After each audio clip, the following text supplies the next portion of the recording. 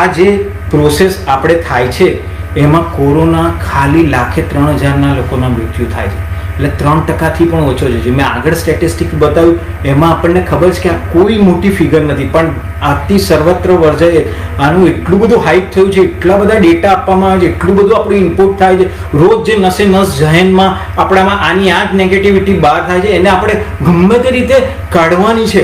અને એ નીકળશે તો ને તો જ આપણા જ્યાં ન્યૂઝ ચેનલો છે બધું અને આજુબાજુના મોતના ને જે એપ હોય અમુક કામની નથી. આપણે શું કરવા જોવાની જરૂર છે?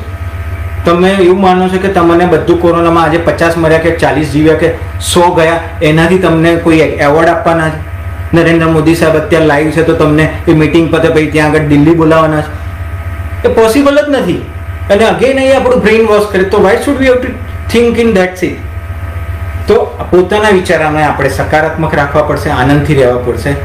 આવું ને આવું કરીશું તો અને તો જ આપણે આપણી જે અલ્ટિમેટ વસ્તુ છે લાઈફની, કે જે પીસ, શાંતિ, આનંદ, અને એની સાથે આપણે આપણું પોતાનું, આપણા સ્પાઉસનું, આપણા પેરેન્ટ્સનું, મમ્મી પપ્પાનું, આપણા ચિલ્ડ્રન્સનું, એઝ વેલ એઝ આપણા એકદમ નજીકના સગાવાલાઓનું, પપ્પાની સાઈડના, મમ્મીની સાઈડના, વાઈફની સાઈડના બધા જ સગાવાલાઓનું, નેબરનું, આપણે જ્યાં રહેતા હોય સોસાયટીનું, એરિયાનું, સમાજનું, સિટીનું, દેશનું, બધાનું જ ભલું કરી શકીએ છીએ. એ અલ્ટિમેટલી એની શરૂઆતના રૂટ એ આપણા પોતાનામાંથી જ થવાના છે. એના સિવાયનું તમે કે હું એવું વિચારીશું કે સરકાર કરશે તો સરકારને તો આપણે, હું 44 વર્ષનો થયો, 45 વર્ષનો થયો તો હજુ રાત જોઉં છું. સરકાર કરશે તો એવું કેમ નથી થતું જે એક્સપેક્ટ કરે છે ને જે લોકો કહે છે કે આપણે વિચારીએ છીએ, અને એ નથી જ થવાનું. આપણે એ સ્ટાર્ટિંગ આપણાથી જ કરવાનું છે. અને એ આપણાથી કરવા માટે મારે એ વસ્તુ મારી સાથે જ, મારી રીતે જ, મારાથી જ અને અત્યારથી જ કરવાની રહેશે. તો આપણે આ ટોપિક માટે અત્યારે હું તમને એક વસ્તુ 100% કહેવા માંગીશ કે ઘણા ડેટા એવા આવે છે કે ભાઈ આપણને ખબર છે કે જિસકી જૈસી નિયત है वे वैसी ही कहानी रचता है, कोई परिंदों के लिए बंदूक तो कोई परिंदों के लिए पानी रखता है. ધીરજ, આ ટાઈમમાં ધીરજ રાખવા માટે વક્ત કો ભી વક્ત દો, સમય જ સોલ્યુશન હોય છે ઘણી વખતે. કે ભાઈ જે આપણે કોઈ આપણો અર્થ છે, અર્થમાં આપણે અત્યારે મૂન હોય તો મૂન જેમ અમાસ છે તો અમાસ પછી એ નોર્મલ આવે, પછી થોડોક પ્લસ થાય, પછી હાફ સર્કલ થાય, પછી એનાથી મોટો થાય, પછી ફૂલ મૂન થાય. સેમ લેવલે ફૂલ મૂનથી સેમ પ્રોસેસમાં અમાસ થતી જાય. હવે આને મારે તમારે ચેન્જ કરવા માટે ગમે તેટલી બુક વાંચીશું, ગમે તેટલી ઉંમર આવશે, ગમે તેટલો પાવર આવશે તો it can be possible. It's a natural છે, હ્યુમન ડિવાઇને બનાવેલી પ્રોસેસ છે જેમાં હું તમે કશું જ નહીં કરી શકો. તો why should we have to think in that particular moment કે પર્ટિક્યુલર થિંગ, અને આપણે એની પોઝિટિવ સાઈડ પકડીને કેમ એના સિસ્ટમને એડોપ્ટિવ ના કરી શકીએ.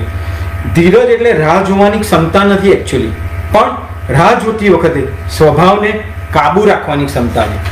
ઉર્જા ખુશ રહેવામાં જ હોય છે, એમાં જ ખર્ચ કરો, કેમ કે ખુશીમાં જ શ્રેષ્ઠ ઇમ્યુનિટી છે.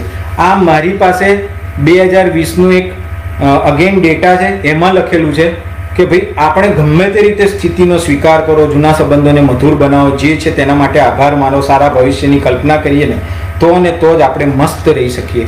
અગેન ઘણી વાર આપણને એવું લાગે કે ભાઈ કૃષ્ણ કી પુકાર હૈ, ये भागवत का सार है कि युद्ध ही तो वीर का प्रमाण है, कौरवों की भीड़ हो या पांडवों का नीड हो, जो लड़ सका है वही तो महान है, जीत की हवस नहीं, किसी पे कोई वस नहीं, क्या जिंदगी है ठोकरों पे मार दो, मौत अंत है नहीं तो मौत से भी क्यों डरे, ये जाके आसमान में दहाड़ दो, आरंभ है प्रचंड वो दया का भाव, या की शौर्य का चुनाव, या की हार का वो घाव, तुम ये सोच लो.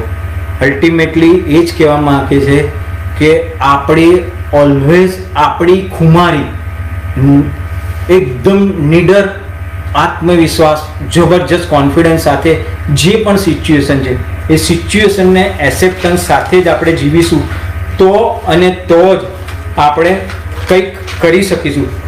આપણે કર્મનો સિદ્ધાંત પણ આવું જ કહે છે कि भगवान इंसान से कहता है तू वो करता है जो तू चाहता है, मगर होता वह है जो मैं चाहता हूँ, तो फिर करना शुरू कर वो जो मैं चाहता हूँ, तो ही होगा वह जो तू चाहता है.